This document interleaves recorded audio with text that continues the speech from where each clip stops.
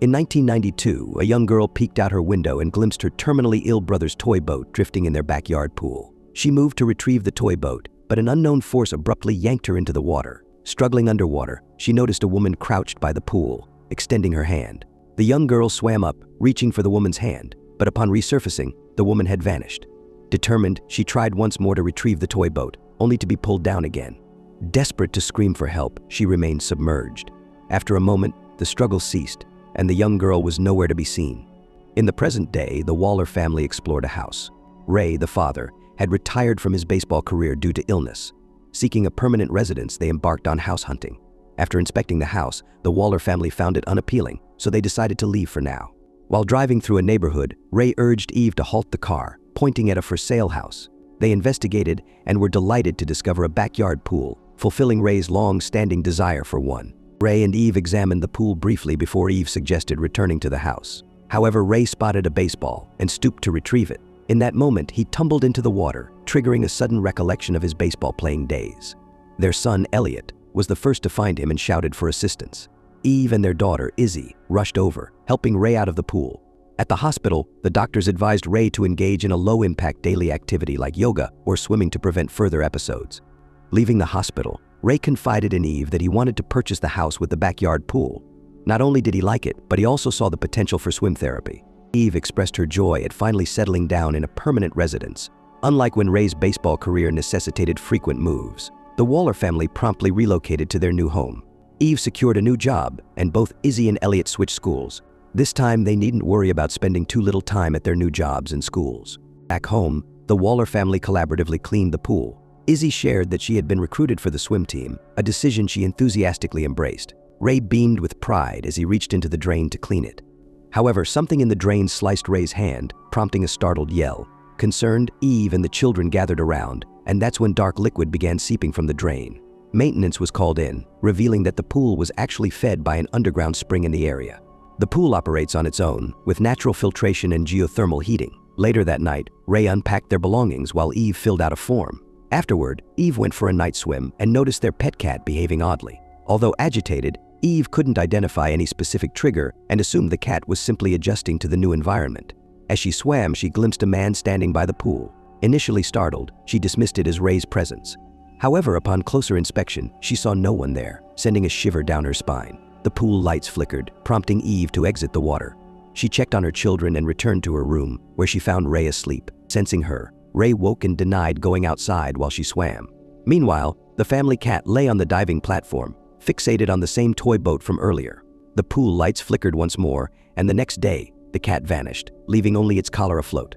The Waller family assumed the cat had fallen into the water and become frightened. While searching for it, Ray retrieved the collar using his healed hand. Confused by the absence of the wound, he inspected the bandage. That night, Eve dreamt of the pool closing in on her underwater. Startled awake, she saw Ray swimming. The following day, Ray's therapy session left the doctor astonished. Remarkable changes had occurred in such a short time. Ray's remarkable improvement led the couple to credit water therapy for his newfound happiness and healing. Ray became increasingly cheerful and committed to his aquatic sessions. One day, Elliot invited his father for a swim. Ray playfully drew a smiley face on a coin and asked Elliot to toss it into the pool once he finished cleaning up. Patiently, Elliot waited underwater, anticipating his dad's arrival. When a coin was flung into the water, he surfaced, expecting to see Ray nearby, but the pool was empty. Perplexed, Elliot donned his goggles and searched underwater. More coins followed, one resting atop the drain.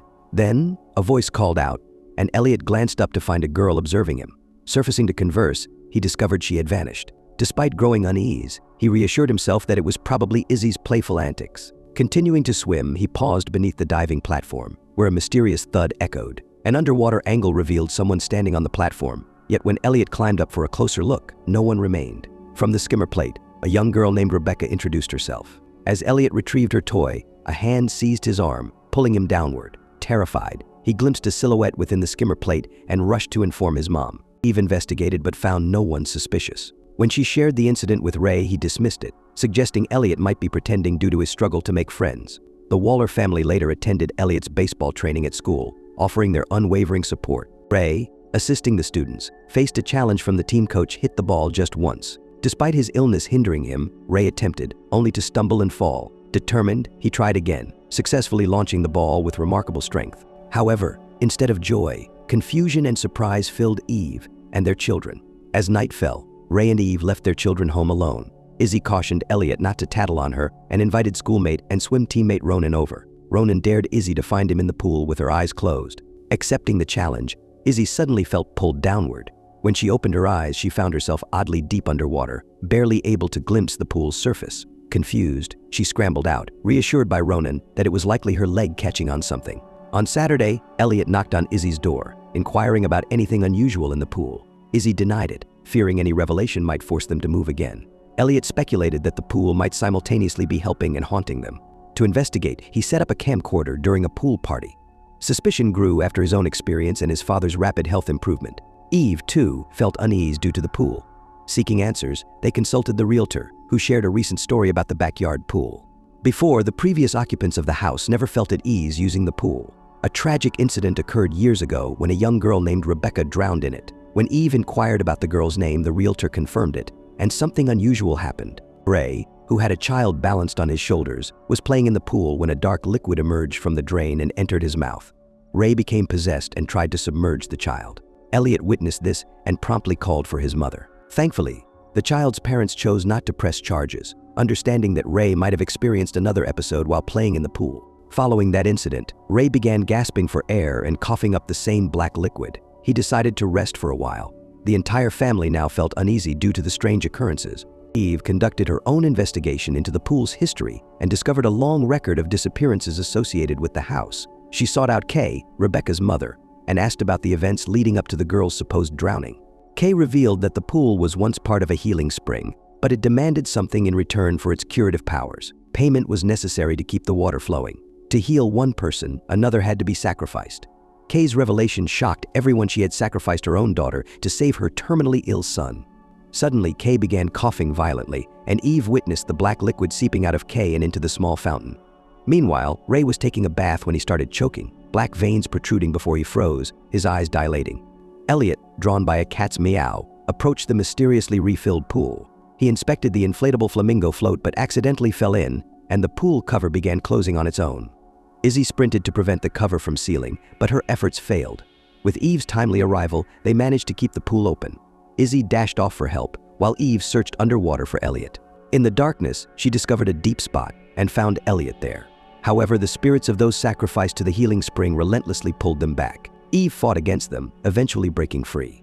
Yet the darkness disoriented her, and she realized she was swimming downward. Then Rebecca appeared, holding Elliot's smiling coin. Eve released it, swam upward, and finally emerged into the moonlight, rescuing her son.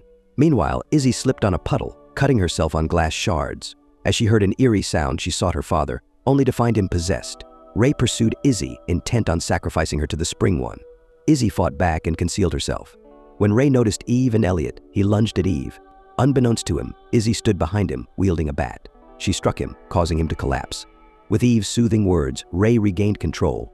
Elliot had also awakened, and the family hurriedly prepared to leave. However, Ray observed the black liquid spreading in the pool. He understood that someone had to pay to end the haunting by the ghosts of the healing spring. Ray resolved to swim toward the dark liquid, sacrificing himself. Despite the tragedy, Eve and her children chose to remain in the house, ensuring no one else would become a victim of the spring. They decided to fill in the pool to prevent the haunting from recurring.